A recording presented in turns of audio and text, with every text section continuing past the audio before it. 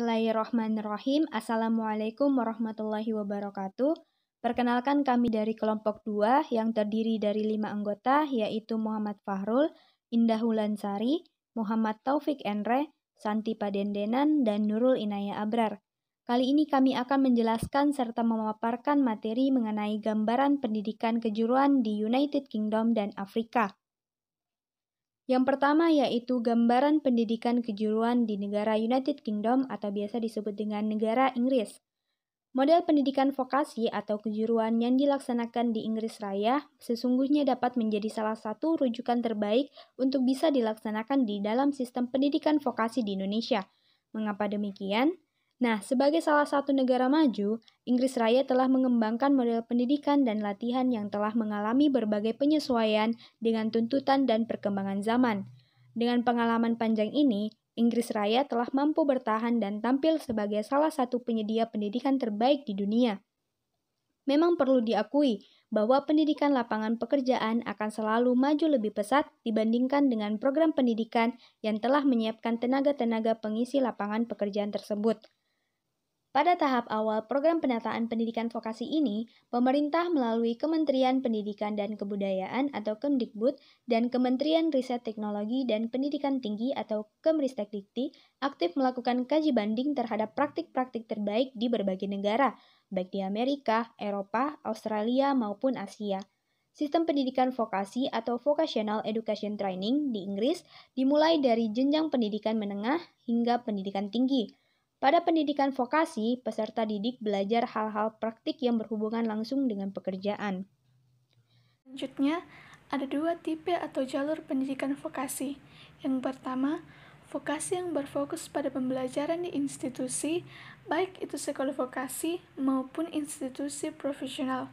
Yang kedua, pendidikan vokasi yang berfokus pada pembelajaran praktikal melalui program magang atau apprenticeship. Department for Education dan Department of Health sangat menekankan pentingnya memulai program kejuruan dan profesi sedini mungkin, bahkan sejak kelas 9 di secondary school atau setara dengan kelas 9 di sekolah menengah pertama.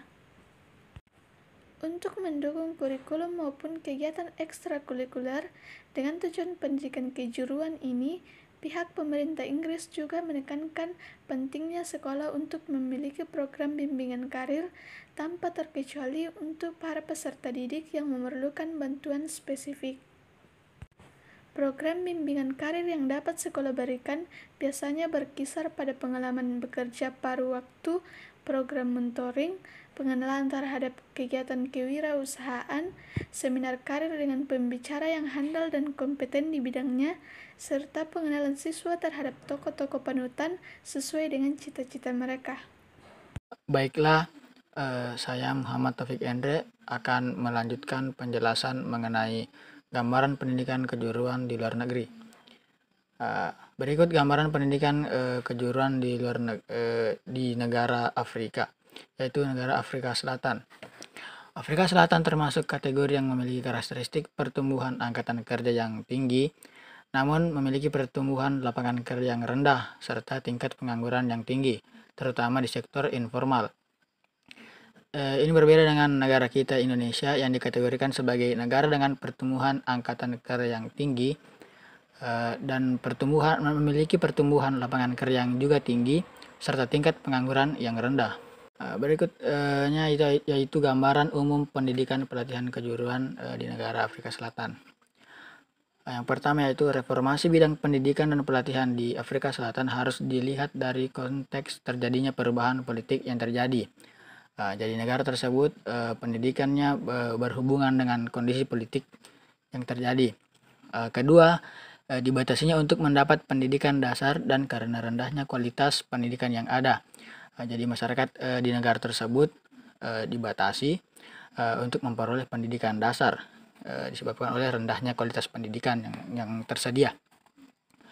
Yang ketiga yaitu masing-masing sektor industri mengumpulkan dan mengelola pendistribusian, pungutan pelatihan dari industri dan mengorganisir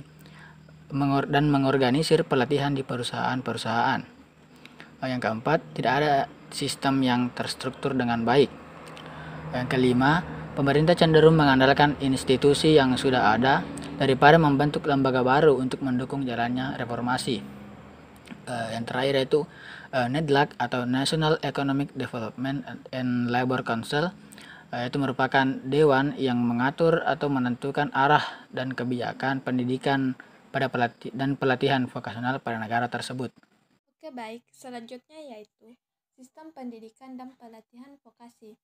Pertama, pembagian tanggung jawab pembangunan pendidikan dan pelatihan vokasi menganut konsep klasik. Kedua, institusi pendidikan teknik sebagian besar diselenggarakan pada level pendidikan tinggi. Pendidikan vokasi jenjang tinggi ini berada di bawah Departemen Pendidikan dengan anggaran dari pemerintah pusat. Ketiga, negara ini tidak memiliki sekolah vokasi khusus di level menengah seperti SMK. Namun, ada beberapa sekolah menengah atau umum menawarkan pembelajaran tambahan vokasi seperti pertukaran kayu, listrik, elektronik, dan lain-lain.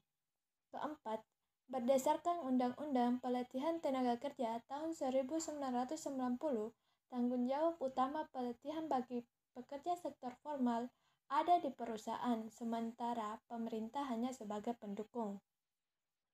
Kelima, koordinasi pelatihan skala nasional tidak ada. Yang ada adalah skala sektor.